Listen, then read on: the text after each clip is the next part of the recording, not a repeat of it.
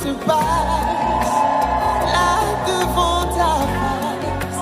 Il n'y a pas meilleur endroit qu'à l'ombre de ta droite, qui me relève de mes faiblesses et qui me remplit d'allégresse. Seigneur, je dis merci. Devant ton trône de gloire, j'écris ma petite histoire.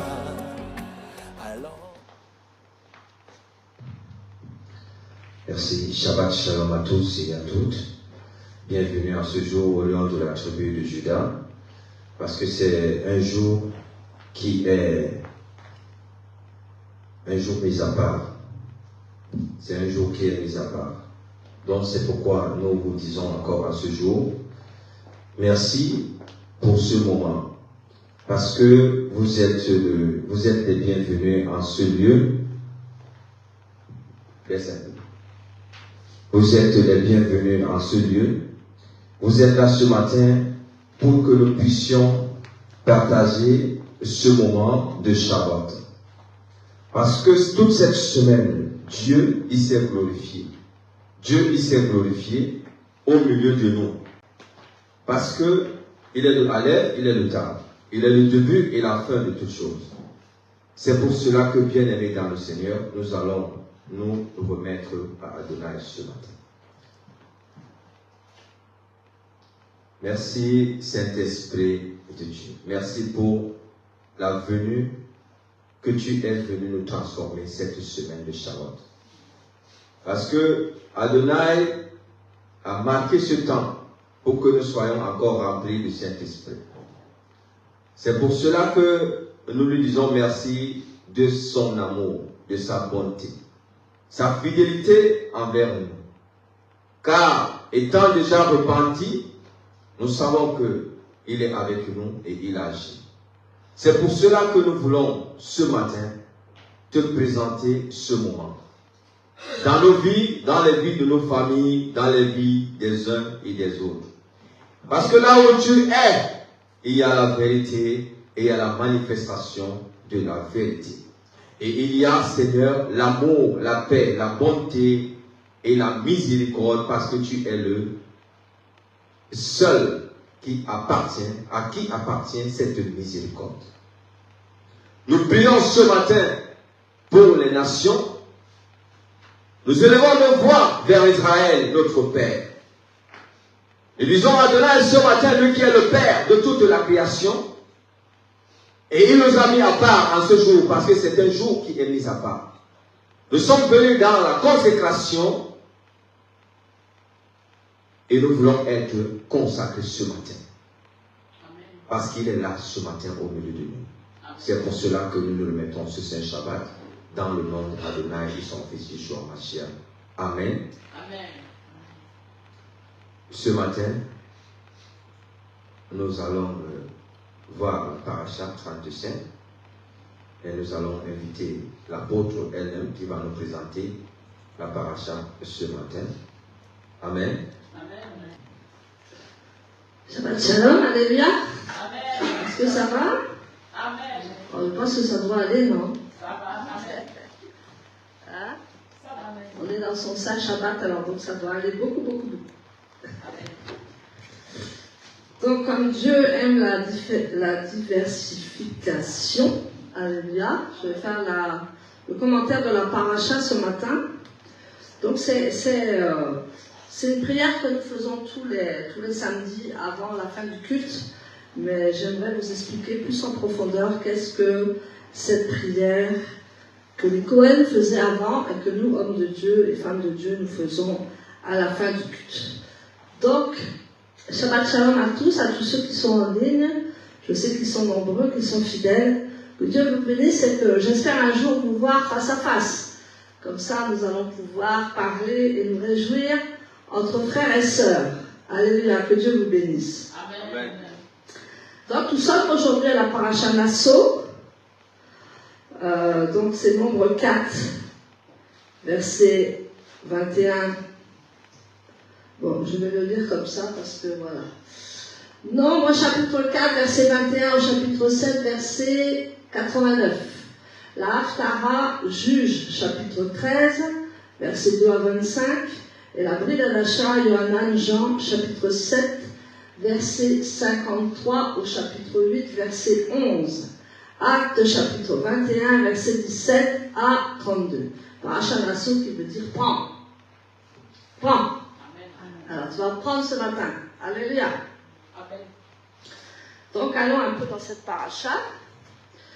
Donc moi je vais vous lire le passage justement qui nous concerne, où Adonai va dire à Moshe, parle à Aaron et à ses fils, et dis-leur qu'ils béniront ainsi le peuple d'Israël. Et donc, à la fin, celui qui fait la prière de la fin, bénit, n'est-ce pas? Et il y a une bénédiction particulière. Donc je voudrais vous lire ça, et on va lire un peu, on va lire Bet Mitzvah, nombre 6. On va lire nombre 6. Nombre 6. Comment allez-vous les vaillants héros? Amen. Ah. Il y a des vaillants héros et des vaillants térotes. Amen. Ça, c'est des noms que j'invente. Amen. Alors, nombre 6. Adonai dit à Moshe, tu diras au peuple d'Israël, lorsqu'un homme ou une femme fera un vœu spécial, le vœu de Nazir, et se consacrera à Adonai, il s'abstiendra de vin et autres liqueurs enivrantes. Il ne boira pas de vinaigre d'autre provenance, il ne boira pas de jus de raisin, et ne mangera pas de raisin ni de raisin sec. Aussi longtemps qu'il sera un nazir, il ne mangera aucun dérivé de la vigne, ni même les peaux de raisin et les pépins. Durant toute la période de son vœu de nazir, il ne se rasera pas la tête, jusqu'à la fin de la période pendant laquelle il s'est consacré à Adonai. Il sera saint. Il laissera pousser les cheveux qui sont sur sa tête. Durant toute la période pendant laquelle il est consacré à Adonai, il ne s'approchera pas d'un cadavre. Il ne se rendra pas impur pour son père, sa mère, son frère ou sa sœur lorsqu'ils mourront, car sa consécration à Dieu est sur sa tête. Pendant tout le temps de son naziréat, il est saint pour Adonai. Si quelqu'un périt soudainement à côté de lui et qu'il souille sa tête consacrée, il se rasera la tête le jour de sa purification. Il la rasera le 7e jour. Le 8e jour, il apportera 2 colombes ou 2 jeunes pigeons au Kohen à l'entrée de la tente de la rencontre. Le Kohen en préparera un en sacrifice pour le péché et l'autre en holocauste. Il fera ainsi l'expiation pour lui, dans la mesure où il a péché à cause du mort. Ce jour même, il se consacrera à nouveau la tête. Il se consacrera à Adonai pendant toute la période de son naziréat, en apportant un agneau mâle dans sa première année en sacrifice de culpabilité. Les jours précédents ne seront pas comptés, car sa consécration a été souillée. Voici la loi que le nazir observera. Lorsque sa période de consécration sera achevée, il sera conduit à l'entrée de la tente de la rencontre, où il présentera son offrande à Adonai. Un agneau mâle dans sa première année sans défaut en holocauste. Un agneau femelle dans sa première année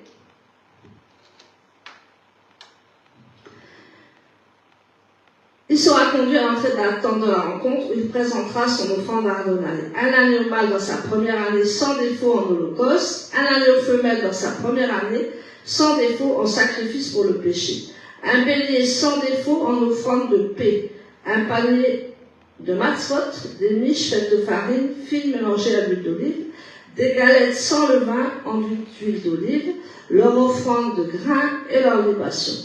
Le Kohen les apportera devant Adonai, offrira son sacrifice pour le péché, son holocauste et son bélier en sacrifice d'offrande de paix à Adonai, avec le panier de matzot.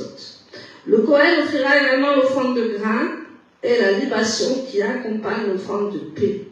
Le nazir se rasera sa tête consacrée à l'entrée de la tente de la rencontre, prendra les cheveux ôtés de sa tête consacrée et les mettra sur le feu, sous le sacrifice d'offrande de paix. Lorsque le bélier aura été bouilli, le Kohen prendra l'épaule, une miche de matzah, du panier et une galette sans levain, et les placera dans les mains du nazir, après qu'il ait rasé sa tête consacrée. Le Kohen les agitera en offrande élevée devant Adonai. Ceci sera mis à part pour le Kohen, ainsi que la poitrine agitée et la cuisse élevée. Après quoi, le Nazir pourra boire du vin. Alléluia. Voici la loi concernant le Nazir qui sera un vœu et l'offrande de son Nazaréat à Adonai, en plus de tout ce qu'il pourra se permettre. Il agira selon ce vœu, d'après la loi concernant le Nazir. Donc là, c'est le vœu de Nazaréat. Nous n'allons pas en parler aujourd'hui, mais c'est vraiment un vœu de consécration à l'Éternel pendant un temps. Amen. Donc pendant un temps, ils vont s'abstenir de liqueurs fortes, ils vont vraiment se consacrer pour un temps, pour être saints devant l'Éternel. Et même l'apôtre Paul le faisait, puisque quand l'apôtre Paul rentrait dans le temple, il rasait les cheveux, en fait, il avait vraiment une consécration. Amen. Le grand apôtre Paul qui est allé dans les nations. Alléluia. Donc en fait, il respectait la sainteté de Dieu et il faisait tout ce qu'il fallait faire pour être saint devant l'Éternel. Mais ce qui nous intéresse aujourd'hui, c'est à partir du verset 22 que nous lisons tous les samedis, n'est-ce pas? Adonai dit à Moshe, parle à Aaron et à ses fils et dis-leur qu'ils béniront ainsi le peuple d'Israël. Tu leur diras qu'Adonai te bénisse et te garde, qu'Adonai fasse briller sa face sur toi et te soit favorable, qu'Adonai lève sa face vers toi et te donne la paix. C'est ainsi qu'ils placeront mon nom sur le peuple d'Israël, afin que je les bénisse. Amen. Amen. Donc on écoute toute cette prière tous les samedis, mais on aimerait avoir un peu plus d'explications et un peu plus de ferveur par rapport à cette prière. Amen. Amen. Donc le Seigneur est tellement bon qu'il va nous expliquer ce matin. Donc, l'homme de Dieu, en fait, quand il va arriver ici à la chair, il a le respect de Dieu. Amen. Donc quand nous sommes dans sa maison, il y a le respect de Dieu. Dis à ton voisin, il y a le respect de Dieu. Tu ne dois pas avoir peur, mais tu dois avoir une sainte consécration et tu dois avoir beaucoup de respect pour Dieu. Amen. Donc c'est pas le marché comme on dit. Donc tu dois avoir le respect pour Dieu. Et ça aussi, c'est pour le Nouveau Testament, parce que quand on a la crainte de Dieu, on le respecte. Amen. Donc on va tout faire avant pour liquider toutes ces petites choses. Pour la préparation de tout ça, là, on va se libérer la tête pour être vraiment en phase avec le Seigneur et pour que le Seigneur puisse nous bénir. Maintenant, quand le Kohen, maintenant c'est l'homme de Dieu, hein, quand le Kohen approchait et quand l'homme de Dieu approche, il doit avoir une sainte révérence devant la chair, n'est-ce pas? Donc, il ôte ses souliers. Nous ne le faisons pas, mais si un homme de Dieu qui veut le faire, ça n'est pas compliqué, il peut ôter ses souliers. Donc, il ôte ses souliers, il s'approche de l'estrade, le visage normalement couvert soit par le talit, couvert par la kippa, ou couvert par le talit. Amen. Parce que là, c'est la fin du culte et il va faire une prière spéciale. Et nous savons que le talit, c'est le châle de prière. Peut-être qu'on en apprendra un peu plus. Je vous expliquerai un jour qu'est-ce que c'est le châle de prière. Qu'est-ce que c'est le talit qu'on met sur nous? C'est un châle de prière tout simplement. Alléluia. Et quand nous prions, la présence de Dieu est dans le châle de prière. Donc, il s'approche de l'estrade, le visage dans son châle de prière. C'est-à-dire qu'il s'approche avec consécration. Amen. Et il tend les mains vers l'assemblée. Donc, il écarte les doigts. Et la paume de sa main est sur le peuple, n'est-ce pas? Quand il veut prier pour lui, quand il veut prier par Adonai, il prie en haut. Il lève sa main vers le haut, non? Quand on prie pour l'Éternel, quand on veut des prières, on lève sa main vers le haut. Quand vous levez la main vers le haut, c'est que vous priez Adonai directement. Mais quand un Kohen fait ça, ou un homme de Dieu fait ça, c'est qu'il prie pour le peuple d'Israël. Donc, l'homme de Dieu, à la fin, va mettre sa main comme ça, va écarter les doigts, et sa paume, elle est là. Et nous allons voir que la paume, là, c'est le réceptacle de Dieu pour envoyer la bénédiction au peuple de Dieu. Amen. Amen. Donc, il attend ce moment saint parce qu'il va bénir le peuple. Et nous savons qu'un homme de Dieu bénit le peuple. Et le Kohen bénissait Aaron et ses fils, bénissait le peuple. Si tu ne crois pas à l'homme de Dieu qui est sur la chair, tu ne seras pas béni.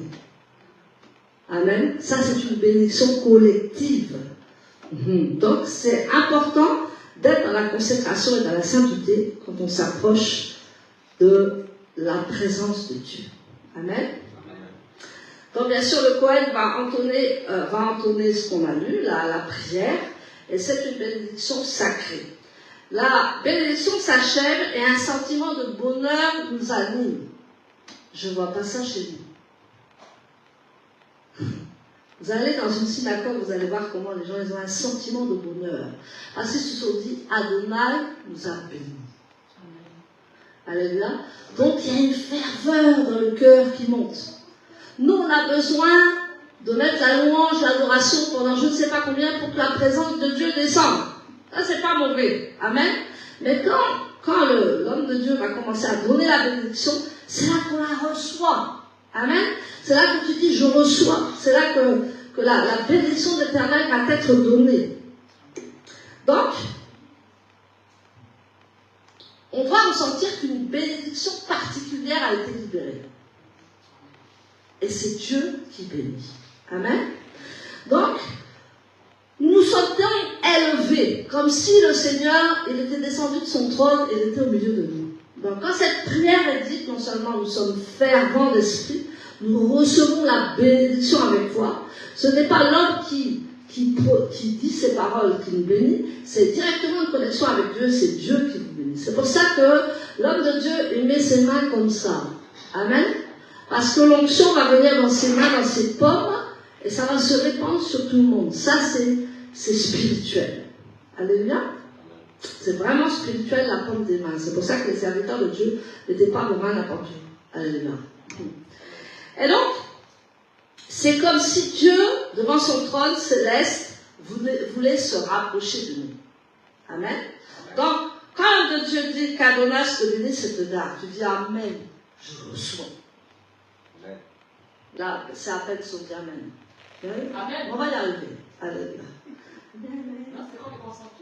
Là, c'est pour ça, en fait, tout ce qu'on fait ici, ça doit être expliqué. Amen. Pour ne pas que vous ayez la confusion, pour ne pas que vous soyez indécis, pour ne pas, mais il faut croire. Et tout ce que nous faisons ici a un sens spirituel. Ce n'est pas des rites, c'est un sens spirituel. Rien que de mettre la main comme ça, c'est un sens spirituel. Vous voyez que moi, souvent, je fais ça.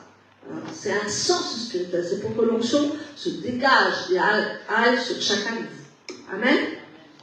Donc, qu'y a-t-il dans cette prière pour réveiller de tels sentiments? En quoi diffère-t-elle que quand nous prions seuls avec Adonai? Non, mais moi je prie chez moi, Dieu m'exauce. Dieu exauce en communauté.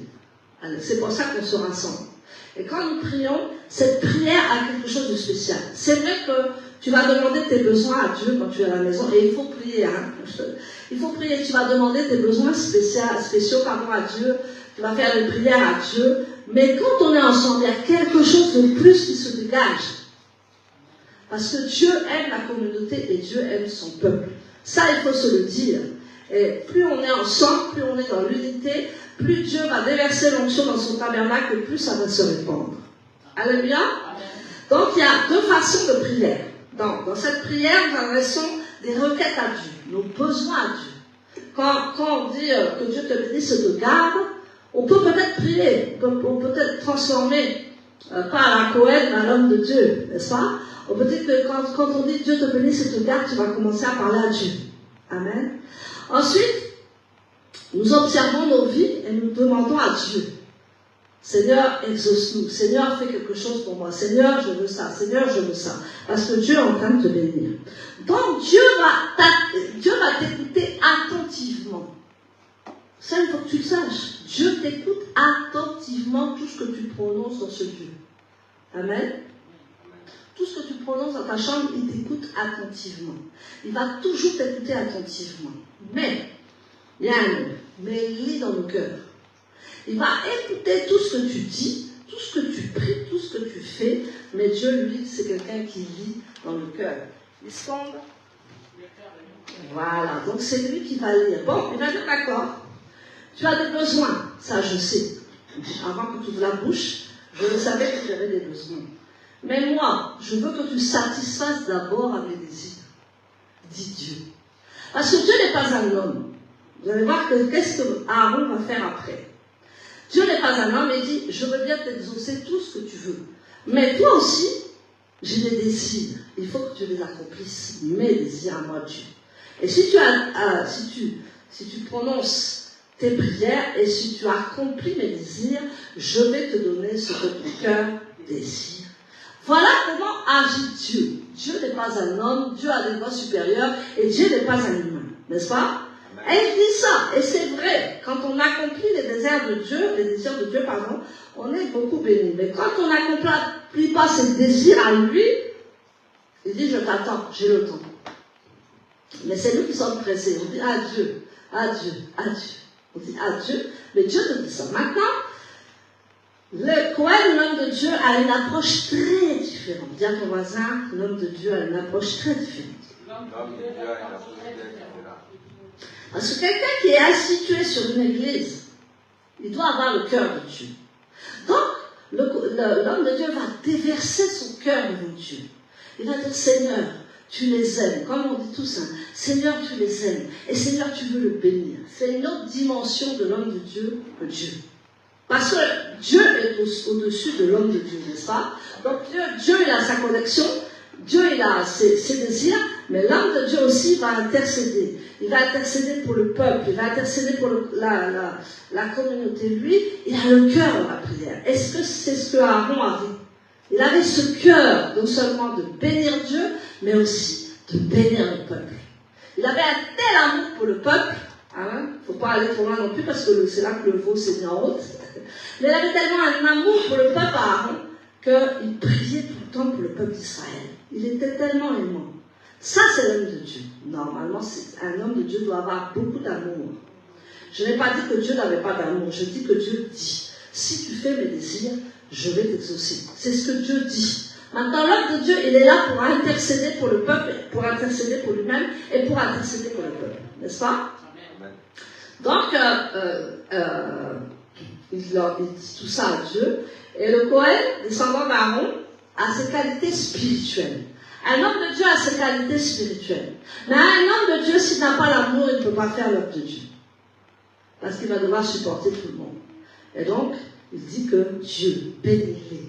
Et c'est pour ça que Dieu dit, tu diras à Aaron, à ses fils, qu'ils béniront ainsi le peuple d'Israël. Donc la prière de la foi est tellement importante, parce que la personne qui se tient là, elle va bénir le peuple de la part de Dieu. Amen. Vous vous rendez compte la profondeur? Donc il se tient là de la part de Dieu et il va bénir le peuple.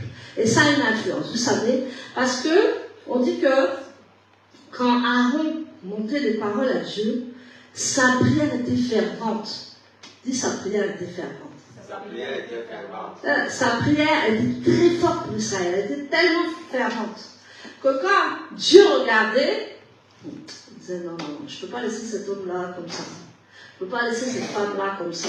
Il faut que je l'exauce. Et par amour et par la prière fervente de l'homme de Dieu, Dieu bénissait. Vous voyez? Amen. Parce que lui, Dieu ne change pas. Sa parole ne change pas. Il dit, si tu as accompli tes désirs, je vais donner tes désirs à toi. Lui, il ne change pas, il attend. Mais, il y a des gens pour intercéder. Moïse a intercédé. Aaron a intercédé pour le peuple. Et là, c'est différent. Parce qu'en fait, ce n'est pas qu'ils vont faire plier le genou du Seigneur, non. Mais c'est qu'ils vont attirer par leur prière fervente, par l'amour qu'ils ont, ils vont déclencher une pluie de bénédiction sur le peuple. Amen. Est-ce que vous comprenez ça? Amen. Donc, Dieu écoutait Aaron avec attention et plaisir. Et comme il avait tellement de prière fervente pour le peuple, il aimait tellement le peuple, que Dieu lâchait les bénédictions dans sa main. Arrêtez de mépriser les serviteurs de Dieu sur la chair, c'est dangereux. Amen. Amen. Parce qu'ils ne peuvent donner ce qu'ils ont. Et quand la communauté est unie, c'est là qu'en fait le réceptacle, il est là le réceptacle. Le réceptacle, et surtout quand un peuple est uni, le réceptacle va être encore plus fort, plus lourd, et vous allez recevoir de bonnes bénédictions. Amen. Amen. Donc, le Seigneur, je ne vais pas trop m'attarder. Donc, à cet instant-là, l'homme ne supplie plus. L'homme de Dieu ne supplie plus.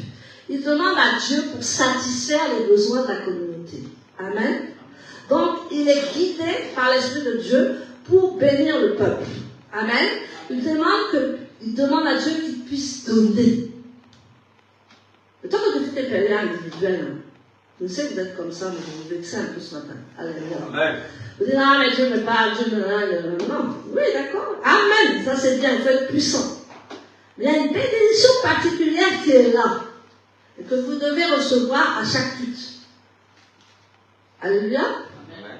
Donc, par amour, il va le faire aussi, il va évoquer l'amour qui unit Dieu et son peuple, c'est-à-dire que quand son peuple est uni, et quand Aaron, l'homme de Dieu, va unir sa voix avec le peuple, c'est là que ça sort tout seul, ça sort de ses pommes, et ça sort, l'onction sort, et les gens sont bénis. C'est pour ça qu'il n'y a plus beaucoup de bénédictions dans l'Église, il n'y a plus beaucoup de miracles dans l'Église, puisque, surtout en Europe, Amen.